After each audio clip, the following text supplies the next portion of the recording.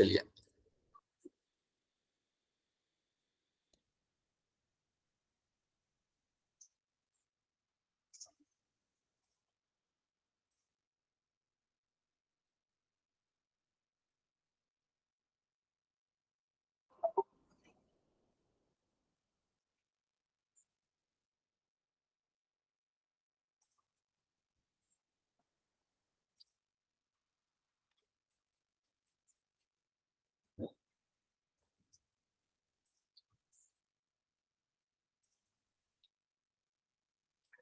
तो पहले तो आप मुझे ये बताइए, क्या सबको मेरी यहाँ पे स्लाइड दिख रही है?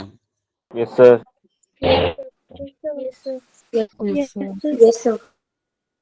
ग्रेट, ठीक है। So let's have a look at this objective. तो ऑब्जेक्टिव आज का हमारा यहाँ पे होगा to understand the group of fungi. Fungi क्या होते हैं, कौन सी कैटेगरी के अंदर आते हैं, what kind of role they play ecosystem में, उनका यहाँ पे रोल क्या होता है, इनके अंदर आपको कौन से टाइप्स मिलेंगे, क्या ये फंगाई का कोई कमर्शियल इंपॉर्टेंस होता है या नहीं होता। So all those things we try to understand. एक ब्रीफ आइडिया हम लोग लेंगे फंगाई के बारे में during the course of upcoming days, कि फंगाई में आपको क्या क्या ट्रेड्स मिलते हैं, इंपॉर्टेंस इनका क्या है कमर्शियली, इनका इंपॉर्टेंस क्या ecologically. These are the few things we try to understand in the fungi, क्योंकि फंजाई भी हमारे लाइफ में किसी ना किसी तरीके से आपका रिलेटेड है, राइट? जैसे मैं आपका अगर यहाँ पे एक एग्जाम्पल लिखूं, so you have example like your east. अगर आप ईस्ट की बात करते हो तो ये हमारे लाइफ में काफी एक इंपॉर्टेंट रोल प्ले करता है, क्योंकि इसको हम लोग यूज करते हैं हमारी बेकिंग इंडस्ट्री के अंदर। इसको हमने बहुत एक्सटेंसिवली यूज करना है हमारी बेकिंग इंडस्ट्री के अंदर, राइट? सो ऐसे हम कुछ फंगाइज के नाम देखेंगे जिनका हम लोग कमर्शियल इंपॉर्टेंस होता है, and will also understand some of the fungi जिनका इकोलॉजिकल इंपॉर्टेंस भी बहुत ज्यादा होता है। So that is all something will understand in terms of fungi. सबसे कॉमन फंजाई जो सबने देखा होता है, that is going to be your mushroom. किसी ने कुछ देखा हो ना हो, mushroom is something which all of you have seen that. और ये आपका एक ईटेबल फंगाई होता है जिसको हम सब लोग कंज्यूम कर सकते हैं। सो that is also one thing you know, right? let's understand this group. So let's start with a general character. तो जब भी मैं बात करूंगा फंजाई को लेके, सबसे पहले आप यहाँ पे याद रख सकते हो that fungi are always going to be cosmopolitan.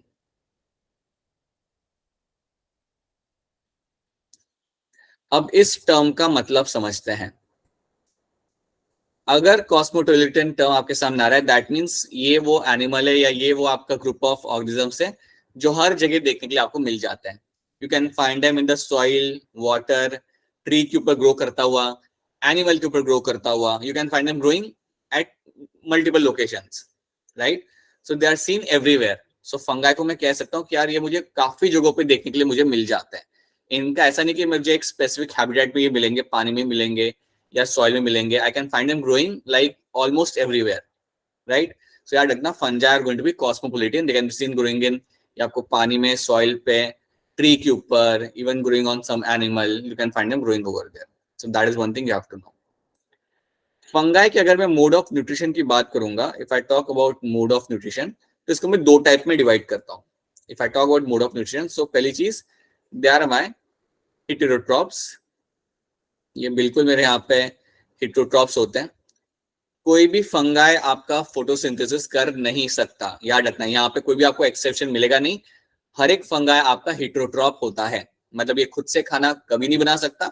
ये ना या फिर किसी के ऊपर जाके फीड करेगा, या फिर कहीं से आपका खाना डिराइव करेगा। सो हेटेरोट्रॉप्स के अंदर आप यहाँ पे दो टर्म्स को यहाँ पे याद रखेंगे। जो दो टर्म्स आपके यहाँ पे होते हैं, एक आपका यहाँ पे होगा बीइंग सेप्रोफाइटिक, और दूसरा टर्म मेरा यहाँ पे हो सकता है that is going to be your parasitic. So ये चीज आपको यहाँ पे याद रखनी है कि हेटेरोट्रॉप्स के अंदर आपको फंगाई जो मिलेंगे यहाँ पे देखने के लिए, they are going to be इधर सेप्रोफाइटिक और some of them will be parasitic. अब ज्यादा करके फंगाई जो आपके सामने आएंगे, they are going to be saprophytic, मतलब they are feeding on dead and decaying matter. I think saprophytic term आप सबको मालूम है क्या होता है। सेप्रोफाइटिक टर्म ऑलरेडी हम एक बार देख चुके हैं, feeding on dead and decaying matter, feeding on dead and decaying matter. ठीक है, सो लोग डेड एंड डिकेइंग मैटर के ऊपर फीड करते हैं, चाहे वो कोई एनिमल का डेड बॉडी हो, प्लांट का डेड बॉडी हो, राइट, उसको डिकम्पोज करने में या उसके ऊपर फीड करते हैं ये लोग, ठीक है। Similarly you will have the parasitic fungi. कुछ फंगाई होते हैं जो आपके ऊपर ग्रो करते हैं एज अ पैरासाइट, वो आपको डैमेज भी करते हैं और आपसे न्यूट्रिशन भी डिराइव करते हैं। So some fungi can be parasitic as well. आप देखेंगे आगे जाके कि कई सारे आपके फंगाई होते हैं जो प्लांट्स के अंदर डिजीज कॉज करते हैं और उससे कई बार फार्मर्स को नुकसान भी होता है। So yes, fungi can be parasitic but majority of them are going to be saprophytic in nature. तो ये चीज आपको इसके अंदर याद रखनी है। So that is my mode of nutrition. इसके बाद अगर मैं बात करूंगा यहाँ पे, so fungi will have the cell wall. इसके अंदर आपको सेल वॉल देखने के लिए मिलेगी and cell wall over here is made up of my chiton. अब सेल वॉल मेरी यहाँ पे यादर काइटन से बनी होती है या फिर हम एक और टर्म यूज करते हैं fungal cellulose, which is the same thing basically. You can use another term that is my fungal cellulose. Fungal cellulose normal cellulose नहीं है, ठीक है। सो याद रखना काइटन एक कॉमन टर्म है जो आपके सामने आएगा एज क्वेश्चंस के अंदर। सो काइटन इज समथिंग जो आपको मिलता है सेल वॉल के अंदर, राइट। सो सेल वॉल इसकी थोड़ी अलग होती है, it is made of your chiton. याद रखिएगा जो मैंने आपको बताया था, इसके अंदर आपको फोटोसिंथेसिस होते हुए कभी भी मिलेगा नहीं। So that is why no chloroplast, no chloroplast nor your chlorophyll. ना ही आपको यहाँ पे कोई क्लोरोप्लास्ट दिखेगा, ना ही आपको यहाँ पे कोई दिखेगा यहाँ पे क्लोरोफिल। तो ये दोनों ही चीजें आपको यहाँ पे देखने के लिए नहीं मिलेंगी। याद रखना क्लियरली, ये कोई प्लांट नहीं है, ना ही ये कोई ऐसा एनिमल है जो खुद से खाना बना सकता है। तो इन दोनों की ही इसमें जरूरत नहीं होती। So you don't find any of them. ना ही आपको क्लोरोफिल दिखेगा इसके अंदर, ना ही आपको यहाँ पे दिखेगा क्लोरोप्लास्ट। सो एक और ये ट्रेट आप रखेंगे यहाँ पे याद। So that is also one thing should be clear to you, right. अब इसका एक इकोलॉजिकल इंपॉर्टेंस आप याद रखना। Please remember one of the very important ecological importance. अब एक बात आप यहाँ पे ध्यान से समझ लो। लेट्स अज्यूम कि आपको सॉइल में एक मशरूम ग्रो करता हुआ आपको दिख रहा है। तो सॉइल के ऊपर तो आपको एक छोटा सा मशरूम दिख रहा होता है, लेकिन आपको कोई आइडिया नहीं है कि इसका जो नेटवर्क होता है वो कितना वाइड स्प्रेड होता है। एक मशरूम जो आपको सॉइल के ऊपर ग्रो करता हुआ अगर आपको दिख रहा है ना, उसका जो नेटवर्क होगा वो नेटवर्क उसका इतना बड़ा हो सकता है जितना बड़ा आपका फुटबॉल फील्ड होता है एक मशरूम का। सो फंगाई ग्रो एक्सटेंसिवली। ये सॉइल के नीचे अगर आप इनका ग्रोथ देखते हो तो ये बहुत एक्सटेंसिवली ग्रो करते हैं and they play a very important role as a decomposers, right. So अगर मैं इसका इकोलॉजिकल इंपॉर्टेंस अगर आपको बताऊं, if I tell the ecological importance, so याद रखना they play a very important role as a decomposer. They are known to play important role as a decomposers. कभी अगर आपको कोई पूछे कि नेचर में, फॉरेस्ट में, वाइल्ड में कौन होते हैं मेजर डीकम्पोजर्स, तो आपको दो नाम लेने। एक तो आपका होगा फंजाई और दूसरा आपका होगा यहाँ पे बैक्टीरिया। याद रखना। So these both are the major decomposers in the nature. So याद रखना bacteria and fungi are the two main decomposers in your ecosystem. ये बात आपको हमेशा याद रखनी है। सो जब मैं बात करता हूँ डीकम्पोजर की, तो क्या कोई मुझे बता सकता है डीकम्पोजर्स का इंपॉर्टेंस क्या होता होगा? अगर एक फॉरेस्ट है, अगर उस सॉइल के अंदर आपको काफी सारे डीकम्पोजर्स मिल जाए तो उसका एडवांटेज क्या हो सकता है? थोड़ा सोच के बताइए, ट्राई करिए। What can be the importance of decomposers in the forest? Anyone? Early morning, can you tell me this कि डीकम्पोजर्स का क्या एडवांटेज हो सकता है आपके फॉरेस्ट के अंदर? डेड एनिमल और प्लांट्स को डिकम्पोज। हाँ ठीक है, एनिमल्स या प्लांट्स को, कोई भी मेरा डेड प्लांट वहां पे आया या डेड एनिमल वहां पे, उसके हम डिकम्पोज करेंगे, उससे फायदा क्या होगा?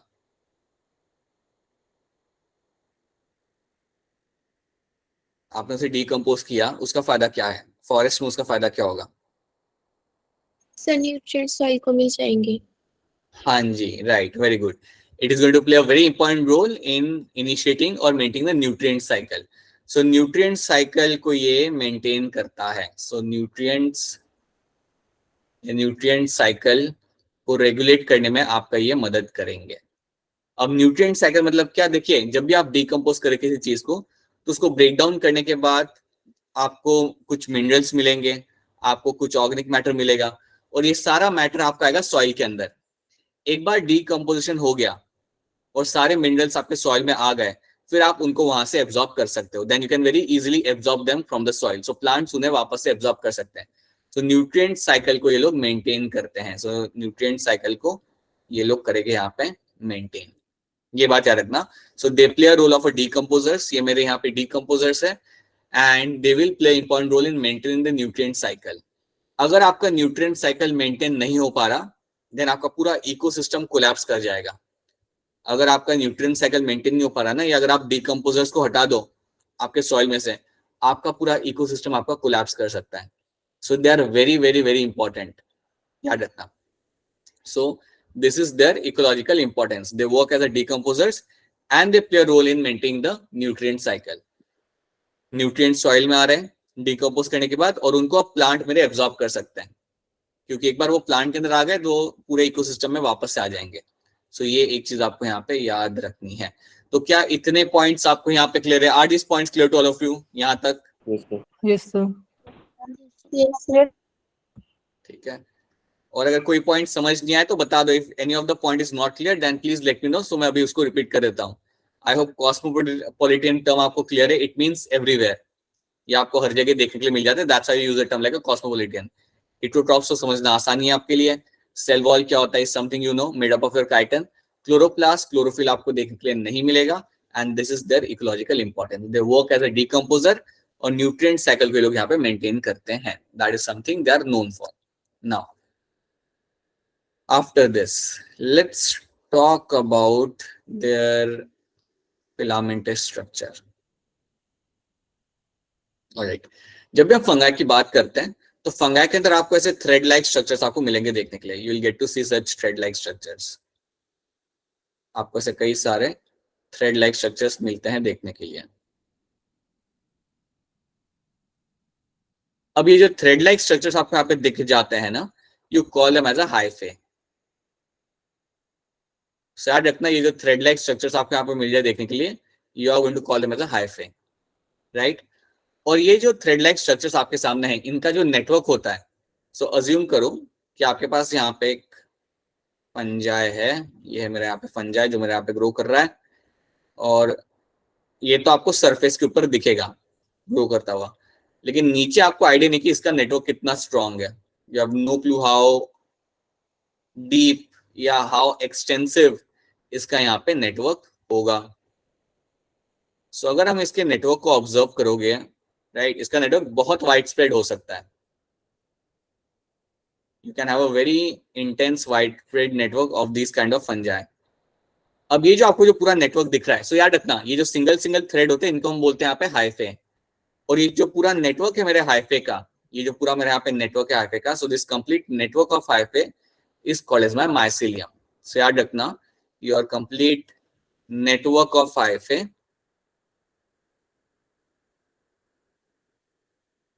your network of hyphae is called as your mycelium. So ये एक टर्म आपको याद रखना है। So सिंगल स्ट्रैंड को मैं बोल सकता है हाइफे, बट पूरा जो नेटवर्क होता है मेरे हाइफे का, उनको हम बोलेंगे यहाँ पे as a mycelium. So you will have a बहुत ही डेप्थ में आपको माइसिलियम मिलता है सॉइल के नीचे, राइट। और यही चीज जो आपकी, जो मैं यहाँ पे आपको दिखा रहा हूँ, ये आपकी एक फुटबॉल फील्ड जितनी स्प्रेड हो जाती है, and that is why they are so important for decomposition. तो ये आपको डीकम्पोजिशन के लिए बहुत ही ज्यादा इंपॉर्टेंट हो जाता है।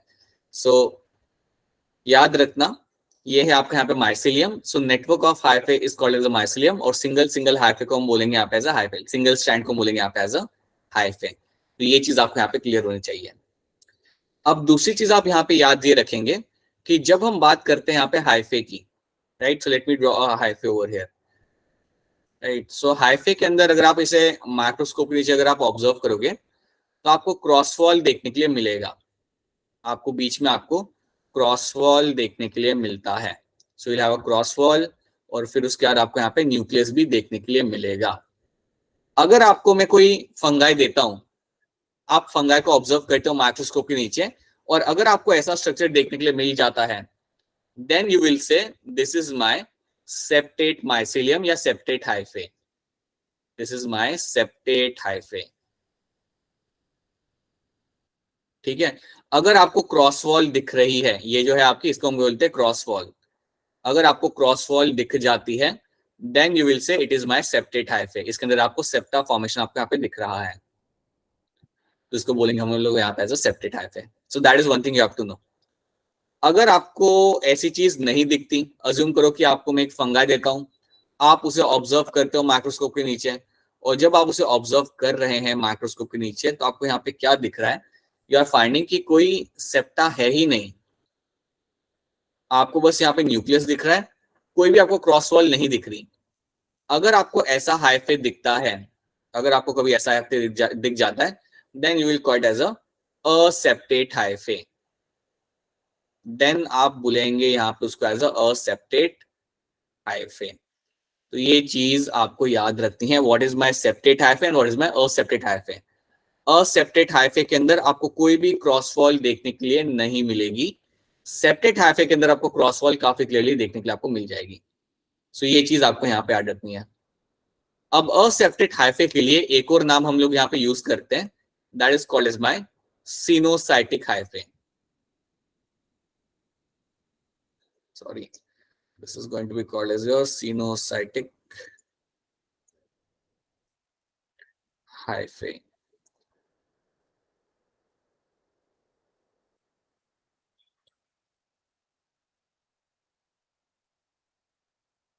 So write it down over here.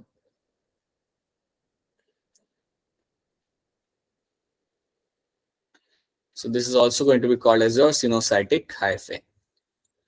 तो ये भी एक आप यहाँ पे टर्म याद रखेंगे कि आपका जो असेप्टेड हाइफे होता है उसको हम इवन बोल सकते हैं एज अ सिनोसाइटिक हाइफे। ये टर्म आपके सामने आएगा, ये टर्म आपके सामने वो लोग पूछेंगे, सो याद रखना असेप्टेड मतलब आपका सिनोसाइटिक। सेप्टेट के अंदर कोई ऐसा टर्म है नहीं, बस इतना रखना कि आपको यहाँ पे क्रॉस वॉल देखने के लिए मिल जाएगी। सो आपके फंगाई पूरे किंगडम के अंदर आपको दो टाइप के हाइफे देखने के लिए मिल सकते हैं। इधर you can have a septate hyphae जिसमें आपको क्रॉस वॉल मिल जाए देखने के लिए, तो सब में ही सेप्टा होगा, ऐसे नहीं कि एक में ही होता है, पूरे सारे माइसिलियम के अंदर आपको सेप्टा मिलेगा। और you can have a coenocytic hyphae जिसके अंदर आपको सेप्टा फॉर्मेशन नहीं मिलेगा। तो पहले ये बताइए क्या ये वाले दो टर्म्स आपको यहाँ पे क्लियर है? Are this two terms clear? Yes, sir. Yes. Sir. अच्छा, बाय द वे क्या मेरी आवाज आपको क्लियरली आ रही है? Yes, sir. Yes, sir. Yes, sir. Okay, because I think at times alright, ठीक है। So that is one thing you have to know. ये है आपके यहाँ पे septate hyphae and you have aseptate hyphae, right. अब आपको यहाँ पे एक और एडिशनल चीज यहाँ पे याद रखनी पड़ेगी कि ये जो आपका जो क्रॉस वॉल है इसके बीच में अगर आप देखोगे तो यहाँ पे आपको स्पेस मिलेगा। क्रॉस वॉल जो आपको यहाँ पे बीच में दिख रही है तो बीच में आपको छोटा सा होल दिखेगा यहाँ पे, तो ये होल है क्या? तो ये जो होल आपको बीच में दिख रहा है that is called as my septal pore. So जो बीच में जो स्पेस आपको दिख रही है इसको हम बोलते हैं यहाँ पे as a septal pore. You call it as a septal pore, right. और ये जो आपका सेप्टल पोर यहाँ पे है इसका काम क्या होता है? इसके थ्रू आप चीजों को एक्सचेंज कर सकते हो। मतलब अगर इस सेल में से दूसरे सेल के अंदर अगर कुछ भेजना होगा तो आप इसको यूज करोगे एज अ विंडो। तो सेप्टल पोर का फायदा ये होता है कि ये एक छोटा सा चैनल है जिसके थ्रू एक सेल दूसरे सेल के साथ कम्युनिकेट कर सकता है। सो एक जगह से आप दूसरी जगह पे कुछ ना कुछ आप सेंड कर सकते हो, चाहे वो कुछ इंपॉर्टेंट न्यूट्रिएंट हो या इंफॉर्मेशन हो, वो आप सेंड कर सकते हो यहाँ पे। सो ये याद रखना, you will have the septal pore, और सेप्टल पोर यूज किया जाता है आपके कम्युनिकेशन के लिए, राइट। और you can also write over here for the transformation, transportation. So इधर आप उसे यूज कर सकते हो कम्युनिकेशन के लिए और you can use them for a transportation. तो ये भी आप चीज इसके अंदर याद रखना, इनको किस चीज के लिए यहाँ पे हम यूज किया जा सकता है।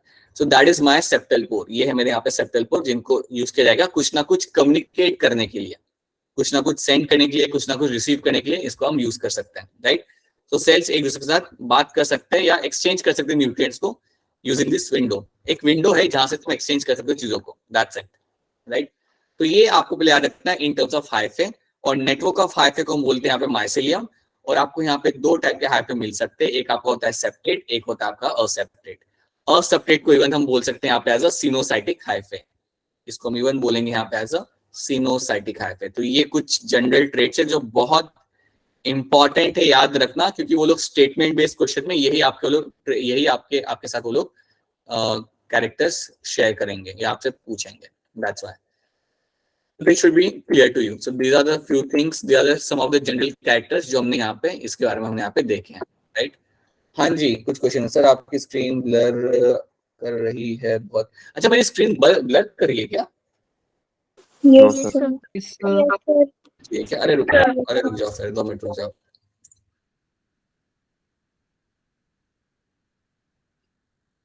शायद तो हो सकता है, कई बार कभी कभी ऐसा हो सकता है. वाह, very good. Now my mouse is not working.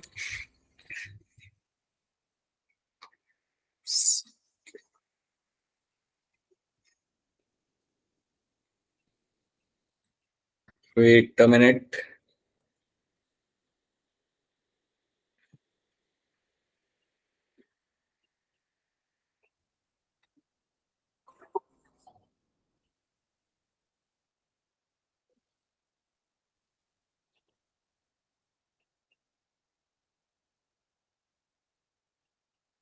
Okay, in a matter of minute you should be able to see the screen.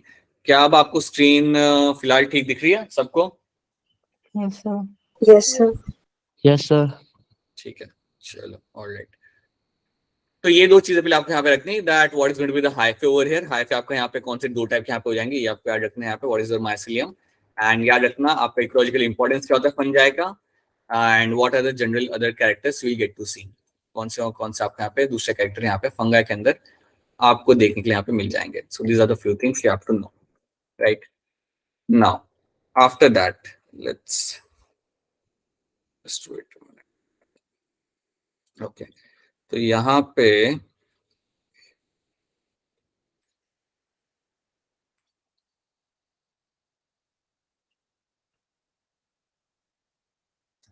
just give me a minute class.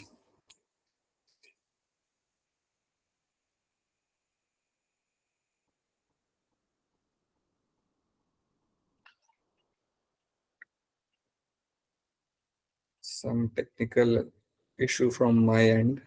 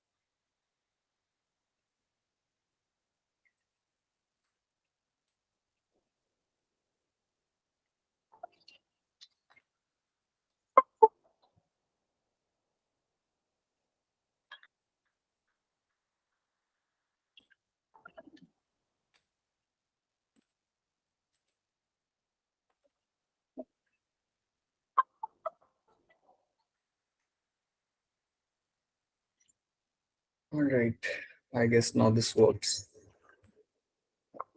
Okay, great. ठीक है. All right, so I think you can see the screen here, and आपको यहाँ पे दो फंगा यहाँ पे दिख रहे हैं. You can see the septate one, you can see the sinusotic one. काफी clearly आपको यहाँ पे दिख रहा है.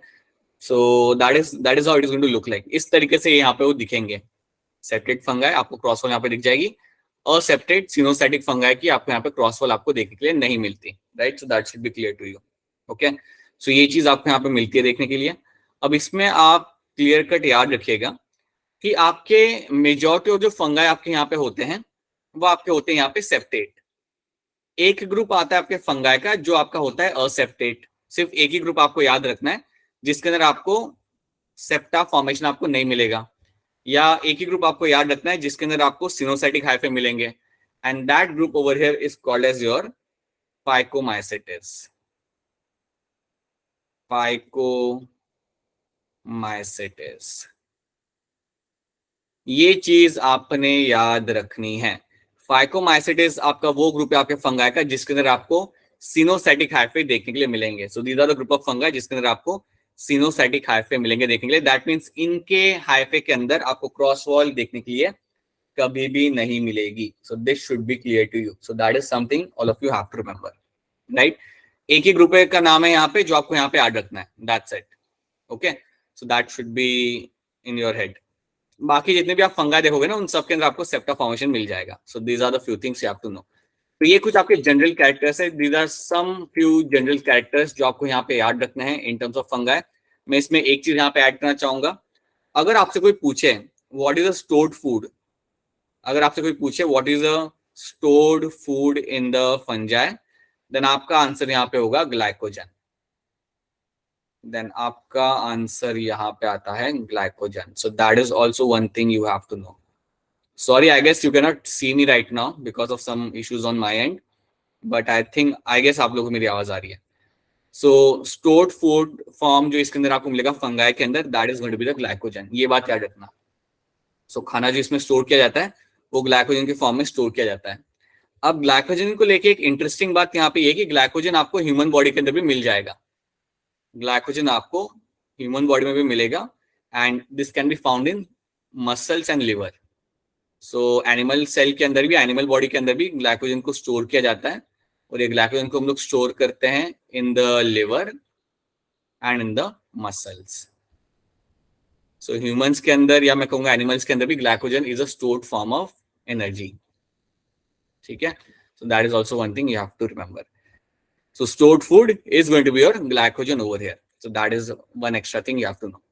ठीक है, यहाँ पे हम ट्रेट्स देख लेते हैं वापस से जो हमने देखे थे। यहाँ पे हेटेरोट्रॉपिक ऑर्गेनिज्म है, यहाँ पे डाइवर्सिटी आपको बहुत मिलती है मॉर्फोलॉजी और हैबिटेट के अंदर। अगर आप इसे देखोगे तो बहुत अलग अलग टाइप के फंगाई होते हैं, कलरफुल फंगाई होते हैं।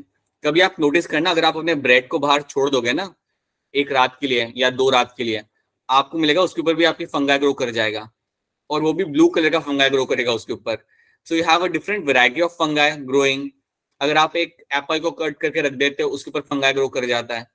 So you will find fungi always growing every time everywhere, right? And इसलिए उसके अंदर आपको कई सारे different types मिलते हैं देखने के लिए मॉर्फोलॉजी, और अलग हैबिटेट में लोग ग्रो कर सकते हैं।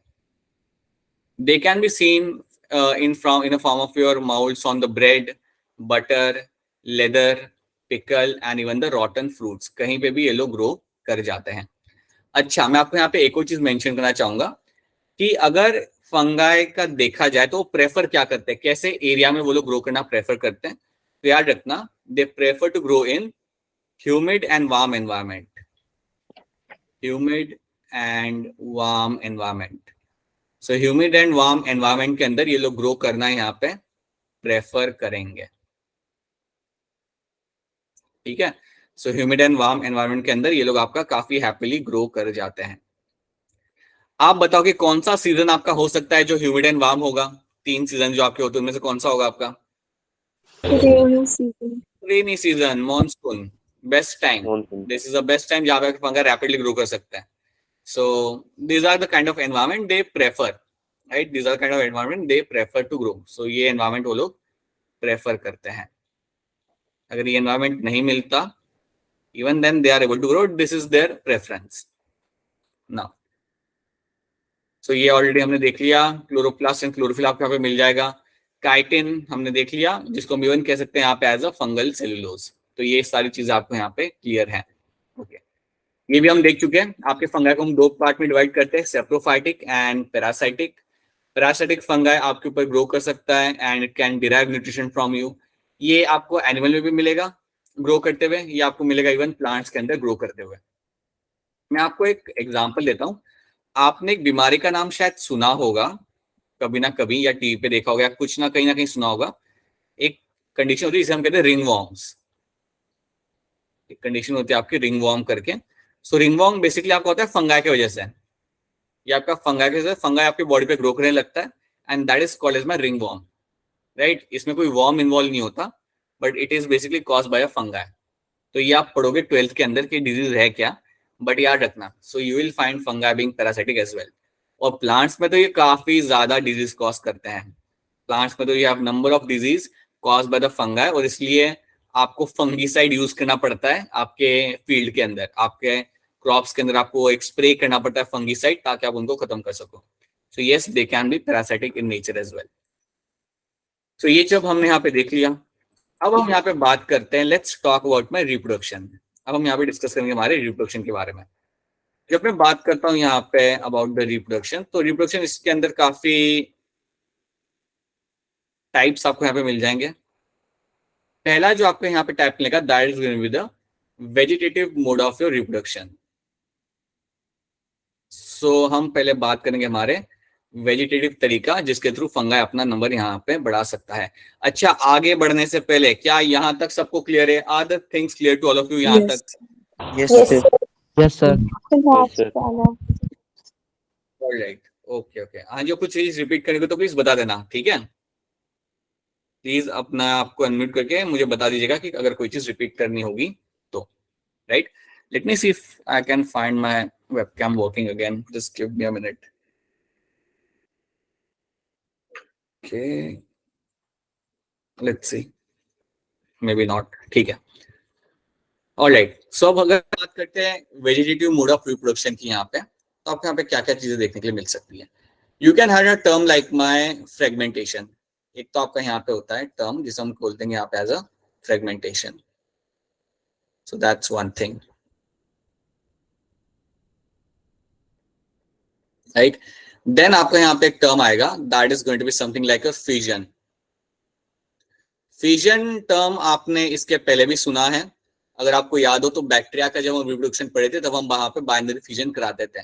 बस वैसा ही यहाँ पे आपको फ्यूजन देखने के लिए मिल सकता है. एंड थर्ड टर्म आपका यहाँ पे रहेगा budding. The third term is going to be your बर्डिंग.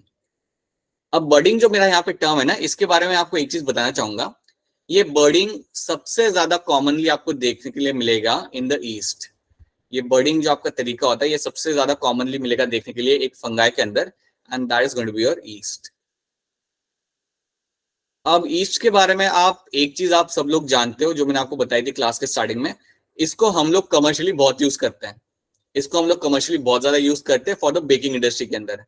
आज की डेट में आपको केक बनाना हो, ब्रेड बनानी हो, पाव बनाना हो, बन बनाने हो, right, anything you have to make, तो वो सब बनाने के लिए आपको ईस्ट की जरूरत पड़ती है. सो बेकिंग इंडस्ट्री में इसका बहुत ज्यादा यहाँ पे इंपॉर्टेंस है, राइट. और ये जो ईस्ट मेरा यहाँ पे होता है, that is always going to be unicellular.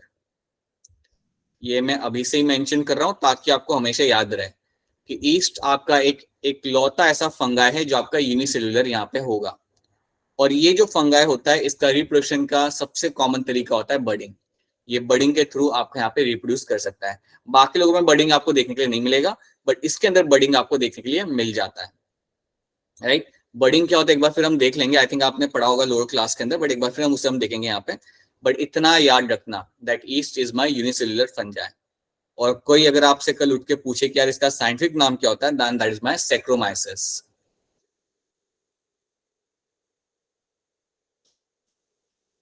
So Saccharomyces आपको यहाँ पे याद रखना है. So Saccharomyces is something you have to know as one of the genus for my yeast के लिए. तो ये जीनस आपको यहाँ पे याद रखना होगा, ठीक है. सो ये हो गया आपका यहाँ पे vegetative mode of your reproduction. उसी तरीके से आपका इवन होगा यहाँ पे असेक्सुअल मोड. सो ये आपका होगा vegetative, and then you have asexual. Asexual के अंदर आपको क्या मिलेगा? You will have something like my asexual spore formation. You'll have asexual spore formation. तो इसको तो हम आराम से देखेंगे आगे जाके asexual spore formation यहाँ पे कैसे होते हैं. So you'll have asexual spore formation के बारे में हम लोग यहाँ पे बात करेंगे. अब जब मैं यहाँ पे स्पोर फॉर्मेशन की बात कर रहा हूँ, जब मैं कह रहा हूँ कि यार यहाँ पे कोई ना कोई स्पोर बनाए जाएंगे, आपको अगर याद होगा तो आपका जो स्लाइम मोल्ड था उसके अंदर आपको एक फ्रूटिंग बॉडी बन रहा था और उस फ्रूटिंग बॉडी के अंदर आपके स्पोर्स बन रहे थे. कुछ वैसे ही स्पोर्स आपको फंगाई के अंदर भी बनते हुए यहाँ पे दिखेंगे. कुछ वैसे ही स्पोर्स आपको फंगाई के अंदर भी बनते हुए दिखेंगे जिनको हम आगे समझते हैं. Will understand them in as we move ahead in the class. पहले हम इन तीनों टर्म्स को देख लेते हैं. Let's understand fragmentation, fusion and budding. इनको पहले हम यहाँ पे देखते हैं. Now let's start with the fragmentation. अब फ्रेगमेंटेशन के लिए मैंने यहाँ पे एक आपको पिक्चर बना के यहाँ पे रखा हुआ है. तो समझिए आपके सामने यहाँ पे एक नेटवर्क है पूरे माइसिलियम का. assume that you have a mycelium over here. अब मैं क्या करता हूं ना, इस mycelium को मैं यहां से कट कर देता हूं, बस यहां से इसको मैं कर देता हूं कट. इसको मैंने यहाँ पे कट कर दिया और इसको कट करके मैंने साइड में रख दिया. So you can C right hand side पे मैंने अपने mycelium को कट करके यहाँ पे रख दिया. अब जैसे मैं यहाँ पे इस हाइफे को जब मैं कट करके यहाँ पे रख दूंगा, अब यहाँ पे क्या होगा, this hyphae will start growing into new branches, मतलब यहाँ पे आपके नए हाइफे यहाँ पे अपने आप से ग्रो करने लगेंगे. So will find new network of hyphae will start growing over here. यहाँ पे आपको एक नया नेटवर्क नए तरीके से बनना यहाँ पे चालू करेगा. इवन दो मैंने उसको काट के अलग कर दिया था, यहाँ पे आपका नए स्ट्रैंड्स बनने लगते हैं. You will find new strands will start forming over here.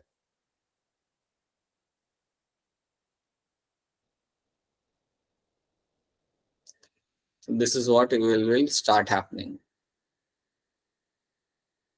तो यहाँ पे हुआ क्या बेसिकली, आपने इस फ्रेगमेंट को अलग किया था. You have taken out this fragment. इस फ्रेगमेंट को आपने अलग करके रख दिया. Even then कुछ दिनों के अंदर आपको पूरा नया नेटवर्क आपको यहाँ पे मिल जाएगा. So जब आपने इस फ्रेगमेंट को निकाल के आपने साइड में रखा था, तो उस फ्रेगमेंट में से आपका पूरा के पूरा नया नेटवर्क आपको यहाँ पे बनते हुए आपको दिख गया. सो this is example of my fragmentation. तो ये है मेरा example of your fragmentation. So fragmentation के अंदर आप छोटा सा पार्ट को कट करो, साइड में रख दो, उस छोटे से पार्ट में से पूरा आपका नया फंगाई आपका बन जाएगा. And that is called as my fragmentation. So क्या फ्रेगमेंटेशन यहाँ पे सबको क्लियर है? Is fragmentation clear to all of you? Yes, sir. Yes, sir. Again, it's a very simple Yes, thing, sir. and I think you can all understand this thing. So this is going to be a fragmentation. आपने fragment को cut किया, एक छोटे से part को cut करके आपने side में रख दिया, पीस को कट करके आपने साइड में रख दिया, और उस पीस में से पूरा के पूरा आपका नया माइसिलियम या नया ग्रुप ऑफ फंगा आपको यहाँ पे बन जाएगा. पूरा नया नेटवर्क आप यहाँ पे बन सकता है वो. तो ये भी एक तरीका है उनका रिप्रोड्यूस करने का. So that is my vegetative mode of my reproduction. Then दूसरा आपका यहाँ पे है जिसको हम बोलेंगे as a budding. So this is going to be your budding. अब बडिंग में यहाँ पे आपको क्या दिख रहा है कि एक सिंगल आपके पास यहाँ पे है फंजाई, यहाँ पे आपका सिंगल सेल्ड है वो. उसमें से क्या आपको दिख रहा है, छोटा सा आपको एक बल्ज निकल रहा है, छोटा सा बड आप यहाँ पे देख सकते हो. You can see a small bud coming out. तो ये मेरा एक छोटा सा यहाँ पे बड है, राइट. अब ये छोटा सा बड आपका साइज में बड़ा होगा and will grow in size. So basically this is my much more larger bud now. This becomes a much more large bud. And then कुछ टाइम के अंदर ये आपका सेपरेट हो जाएगा, ये आपका पेरेंट बॉडी पे से सेपरेट हो जाएगा and will live as a independent animal या independent fungi. So ये है मेरा यहाँ पे पेरेंट पार्ट, ये है मेरा यहाँ पे पेरेंट फंजाई, और ये है मेरा यहाँ पे as a daughter fungi. This is my daughter fungi, और I could say daughter cell, जो भी आप कहना चाहो, ठीक है. And this my parent one. तो यहाँ से इस तरीके से आपका बडिंग होगा. और याद रखना बाद में ये सेपरेट हो जाता है, पहले छोटा सा होगा, साइज में ग्रो करेगा, और बाद में अपने पेरेंट बॉडी से ये सेपरेट हो जाएगा और एज अ इंडिपेंडेंट लाइफ ये जीना वहां पे चालू करेगा. So this is something called as my budding. और बडिंग का मैंने एग्जांपल आपको दिया था. कौन से फंगाई में आपको बडिंग देखने के लिए मिलेगा?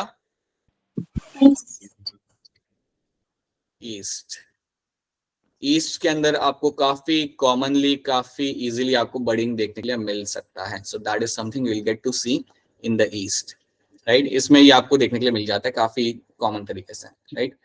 सो these are the few things you can see. अब इसमें एक और टर्म है आपका यहाँ पे फ्यूजन करते हैं. फ्यूजन बड़ा ही सिंपल होता है, क्योंकि फ्यूजन आप ऑलरेडी समझ चुके हो, ये आपको समझने में टाइम लगेगा नहीं. समझो आपको यहाँ पे एक सिंगल यहाँ पे आपका फंजाई है, राइट. ये डिसाइड करता है कि यार हमें तो फ्यूजन करना है, हमारा नंबर हम फ्यूजन के थ्रू बनाएंगे यहाँ पे. So you will get to see कि बीच में आपको यहाँ पे एक सेप्टम फॉर्मेशन आपको मिल जाएगा. सो इस फंजाई के अंदर नाउ यू विल फाइंड बीच में you will have a septum formation. Septum formation के पहले आप दो न्यूक्लियस यहाँ पे बना लेते हो, दो अलग अलग आप न्यूक्लियस बना लोगे. यहाँ पे एक न्यूक्लियस को आप यहाँ पे कॉर्नर में भेज दोगे, एक न्यूक्लियस को आप यहाँ पे भेज दोगे. अब दोनों साइड पे आपके दो दो न्यूक्लियस यहाँ पे आ गए, एक एक न्यूक्लियस आपके यहाँ पे आ गया. एंड कुछ टाइम के अंदर ये दोनों फंजाई आपके यहाँ पे अलग हो जाएंगे. You will find this new fungi will get separate from the parent one, और अब आपको यहाँ पे दो मिल जाएंगे. सो फ्यूजन भी आपको देखने के लिए मिल सकता है. ये काफी कॉमन तरीका है ये भी आपके फंगाई के ग्रो करने का. तो चलिए ये भी आप यहाँ पे देख लीजिए. आपको पिक्चर में भी आपको यहाँ पे दिख रहा होगा, and I have just drawn this to you as well. So that is going to be the example of my fission. तो फिजन, फ्रेगमेंटेशन एंड बर्डिंग, ये तीन आपके होते हैं vegetative mode of reproduction.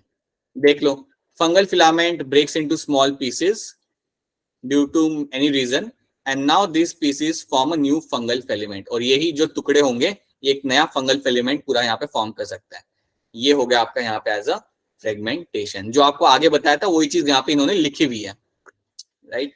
Then बर्डिंग में क्या होता है यहाँ पे, sometimes a bud is formed on a non mycelial fungi. आपका एक बर्ड फॉर्मेशन यहाँ पे होगा, and now this bud separates from the mother cell. एक बार ग्रो कर गया वो मदर सेल से सेपरेट कर जाएगा and will function as a young fungi, और वो एज अ इंडिपेंडेंट फंगाई की तरह अपनी लाइफ इंजॉय करना चालू करेगा. सो ये एक चीज आपको इसके अंदर याद रखनी है. And then you can have a fission. Some time a fungal cell divides into two parts. एक आपका फंगल सेल आपका यहाँ पे होगा तो डिवाइड करेगा दो पार्ट्स के अंदर. Its nucleus also divides into two parts. Nucleus भी आपके यहाँ पे दो बन जाते हैं. Each cell receives a nucleus and start working as a new cell. So that is your fission.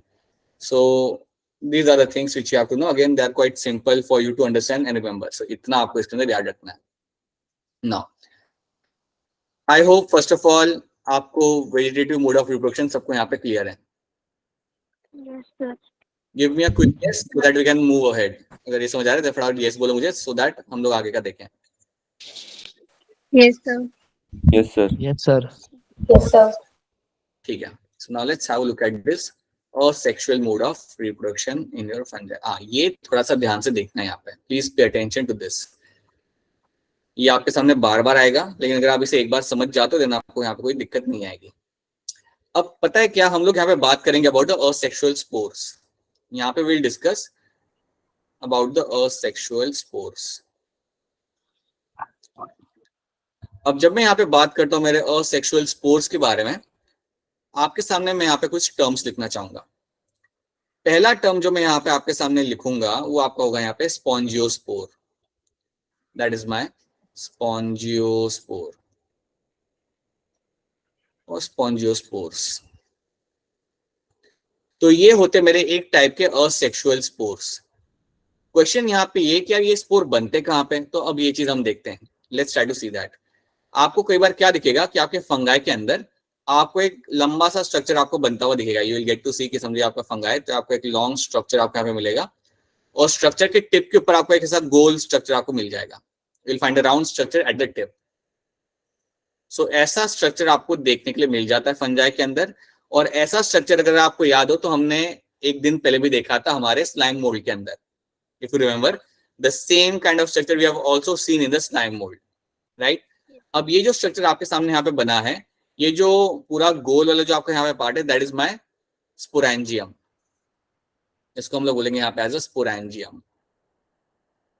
और ये जो स्पोरेंजियम यहाँ पे होता है, इसके अंदर आपको मिलेंगे बनते हुए आपके असेक्सुअल स्पोर्स. तो इसके अंदर आपके यहाँ पे जो स्पोर्स बनेंगे, ये स्पोर्स जो मेरे होते हैं इनको हम बोलते हैं यहाँ पे as a sporangiospores. So these spores over here are called as my sporangiospores. Sporangiospores. वापस से बता रहा हूँ, समझो मेरा फंगाई डिसाइड करता है कि यार मुझे तो असेक्सुअल स्पोर्स बनाने हैं, तो आपको उसके अंदर ऐसी फ्रूटिंग बॉडी मिलेगी. उस फ्रूटिंग बॉडी के अंदर आपको मिलेगा कि आपका जो टिप होगा उसका फ्रूटिंग बॉडी का, उसको हम बोलेंगे यहाँ पे एज अ स्पोरेंजियम. और उस स्पोरेंजियम के अंदर आपको मिलेगा देखने के लिए कि आपके कई सारे वहां पे स्पोर्स हैं, and those spores over there are called as my sporangiospores. वहां पे जो आपको स्पोर मिलेंगे देखने के लिए, इनको बोलेंगे हम लोग यहाँ पे एज अ स्पॉन्जियोस्पोर, राइट. अब ये जो फ्रूटिंग बॉडी आपकी जो पूरी है ना, इस फ्रूटिंग बॉडी को, राइट, ये जो आपका पूरा जो स्ट्रक्चर है यहाँ पे, रादर मैं कहूंगा ये जो आपका पूरा यहाँ पे स्ट्रक्चर है, इस स्ट्रक्चर को हम एक नाम यहाँ पे देंगे.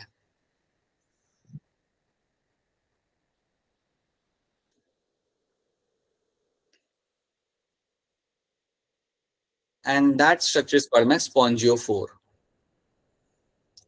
So spongiophore is a complete structure जिसके ऊपर आपको मिलेगा बनता हुआ आपको यहाँ पे स्पॉन्जियोस्पोर्स. ये जो पूरा स्ट्रक्चर आपको दिख रहा है, पूरा स्टॉक प्लस आपका जो टिप आपको यहाँ पे दिख रहा है, इस पूरे स्ट्रक्चर को मैं यहाँ पे बोल सकता हूँ as a sporangiophore. That is something can be called my sporangiophore. और इस आपके स्ट्रक्चर के अंदर आपको मिलेगा देखने के लिए, you will have a sporangium. आपके टिप के ऊपर मिलेगा स्पोरेंजियम, और उसमें आपके हम लोग यहाँ पे असेक्सुअल स्पोर्स यहाँ पे आपको बना के देंगे. सो इतनी चीज इसके अंदर आपको पहले याद रखनी है। अब जो स्पॉन्जियोस्पोर्स आपके यहाँ पे होते हैं, the sporangiospores you happen to find in this, इनके अंदर आपको मिलेंगे यहाँ पे देखने के लिए दो पार्ट्स। लाइक इसके अंदर भी दो टाइप्स आपको मिलेंगे देखने के लिए। एक आपका होता है जिसको हम बोलेंगे यहाँ पे एज अ ज़ूस्पोर, और एक इसके अंदर आपको टाइप मिल सकता है जिसे हम बोलेंगे यहाँ पे अप्लानोस्पोर। अप्लानोस्पोर। एक बार फिर, हाँ जी बेटा बोलिए अगर कुछ पूछना हो तो। ठीक है, सुनिए। सो याद रखिएगा, आपके स्पॉन्जियोस्पोर के अंदर आपको दो टाइप्स आपको मिलते हैं। यहाँ पे जो स्पोर आपके है ना, ये ब्लू कलर के जो मैंने अंदर बनाया है, इसके अंदर भी आपके दो टाइप होते हैं। एक आपका होता है ज़ूस्पोर, एक आपका होता है यहाँ पे अप्लानोस्पोर। दोनों में फर्क क्या होता है वो हम यहाँ पे देख सकते हैं। पहले आप मुझे ये बताओ कि क्या आपको यहाँ तक स्टोरी समझ आ रही है? Is the story clear to you by far? यहाँ तक समझ आ रही है सबको story? Yes, Yes, sir. sir. Yes, sir. Yes, sir. ठीक है। नाउ अब इसके अंदर आपको यहाँ पे क्या होगा, तो देखिए आपके पास यहाँ पे ज़ूस्पोर है ना अप्लानोस्पोर। अब क्वेश्चन यहाँ पे ये कि इनमें फर्क क्या होता है, और अगर कल जाके अगर मैंने आपके हाथ में कोई इनमें से एक दे दिया तो आप उन्हें अलग कैसे कर पाओगे, आप उन्हें डिफ्रेंशिएट कैसे कर पाओगे? तो याद रखिएगा, आपका जो ज़ूस्पोर होता है, ज़ूस्पोर जो आपका यहाँ पे होगा, इसके अंदर आपको मिलेगा देखने के लिए flagella. Zoospore will always have the presence of the flagella. इसमें आपका फ्लैजेला बना हुआ आपको मिलेगा। ऑन द अदर हैंड जो आपका अप्लानोस्पोर होगा, उसमें आपको फ्लैजेला देखने के लिए नहीं मिलता। You won't find any kind of flagella. तो याद रखना, ज़ूस्पोर और अप्लानोस्पोर को आप डिफरेंशिएट कर सकते हो on the basis of the flagella. Zoospore के अंदर आपको फ्लैजेला देखने के लिए मिल जाएगा काफी क्लियरली, और अप्लानोस्पोर के अंदर आपको फ्लैजेला देखने के लिए नहीं मिलेगा। You don't get to see any kind of flagella in them. इस तरीके से आप दोनों को सेपरेट कर सकते हो। तो यहाँ पे है क्या ना, कि अगर आपको फ्लैजेला देखने के लिए मिल जाए, please understand this thing very clearly, अगर आपको फ्लैजेला देखने के लिए मिल जाए, देन इसका मतलब ये है कि ये जो फंगाई होगा ना, ये पानी के आसपास ग्रो कर रहा होगा, क्योंकि तभी आपको फ्लैजेला की जरूरत है। फ्लैजेला की कभी जरूरत नहीं होती अगर आप टेरेस्ट्रियल हो, क्योंकि सॉइल में तो आप फ्लैजेला यूज करके आगे बढ़ोगे नहीं। फ्लैजेला की जरूरत तब पड़ती है जब आप पानी के आसपास ग्रो कर रहे हो या पानी में ग्रो कर रहे हो। तो ये जो ज़ूस्पोर होंगे, ये पानी में गिरने के बाद स्विम करके कहीं जाएंगे और उनमें से आपका एक नया फंगाई बनना चालू करेगा। ऑन द अदर हैंड अप्लानोस्पोर जो आपके यहाँ पे होते हैं, उनके अंदर आपको फ्लैजेला देखने के लिए नहीं मिलता। तो ये डिफरेंस आपको यहाँ पे क्लियर कट मालूम होना चाहिए। So you will have aplanospore will have no flagella, so this spores will have no flagella. On the other hand, zoospore will have the flagella will be present. So यहाँ पे आपको flagella is seen.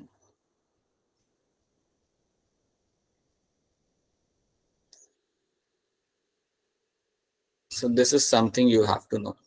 इतना पहले आपको इसके अंदर याद रखना है. This is the one very clear thing you have to remember in this, right?